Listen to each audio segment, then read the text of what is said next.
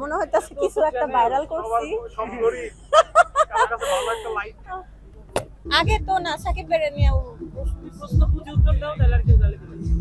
এখন আর দেই না তো, তখন ইচ্ছা করে দিছি।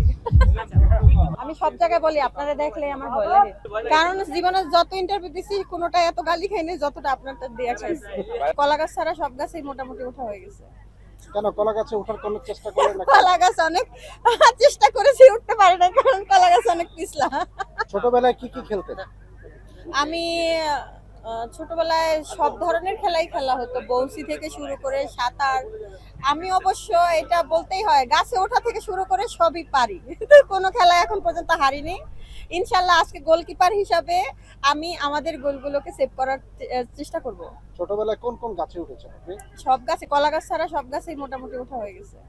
কেন কলা গাছে ওঠার কোনো চেষ্টা করলেন না? কলা গাছ অনেক চেষ্টা করেছি, উঠতে পারি না, কারণ কলা গাছ অনেক পিছলা। আর বড় হয়ে কি কি খেলছেন? এই যে আজকে ফুটবল খেলতে আসছি, লুডো খেলি মাঝে মধ্যে, এই তো।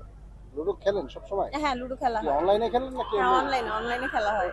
কেমন লাগে? লুডো খেলা ভালো লাগে নাকি ফুটবল খেলা ভালো লাগে? যখন আগে অফলাইনে খেলতাম লুডো কোড নিয়ে, হেরে গেলে আমি লুডো কোডটা ছিঁড়ে ফেলতাম।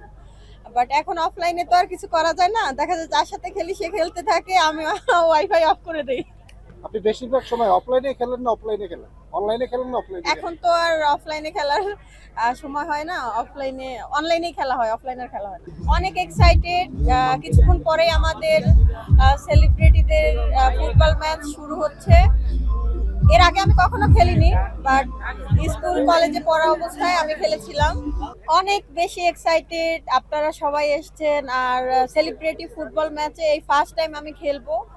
প্রায় 15 বছর আগে আমি যখন স্কুলে পড়ি, তখন আমি আমার গার্লস কলেজে খেলার সৌভাগ্য হয়েছিল। তখন আমি হ্যান্ডবল খেলেছিলাম। তো আমার মনে হচ্ছে আমি আবার আমার শৈশবে ফিরে এসেছি। আমার খুবই ভালো লাগছে, আমাদের যারা কলিগ আছে তাদের সাথেই খেলবো, এটার একটা আলাদা অনুভূতি। আচ্ছা, প্র্যাকটিস করা হয়েছে কিনা এই ম্যাচে নামার আগে? হ্যাঁ, অভিজ্ঞতাটা একটু শেয়ার করো। একদিন প্র্যাকটিস করেছিলাম আমরা নিজেরাই, বাট এখনো হাত পা ব্যথা। অনেক বছর পরে তো, তাই এমনি খেলার প্রিপারেশন ভালো আছে আমাদের।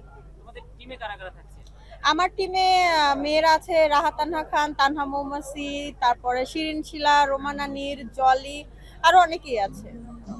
তোমাদের যে দলটা সেটা কতটুকু স্ট্রং, প্রতিপক্ষকে কতটুকু তারা টেক্কা দিতে পারবে? আসলে আমরা সবাই নিজেদের অ্যাক্টিং নিয়ে ব্যস্ত থাকি, আমরা কেউ তো প্রফেশনাল ফুটবলার না, বাট আমরা নিজেদের সাইড থেকে চেষ্টা করব একটু ভালোভাবে খেলার। হ্যাঁ।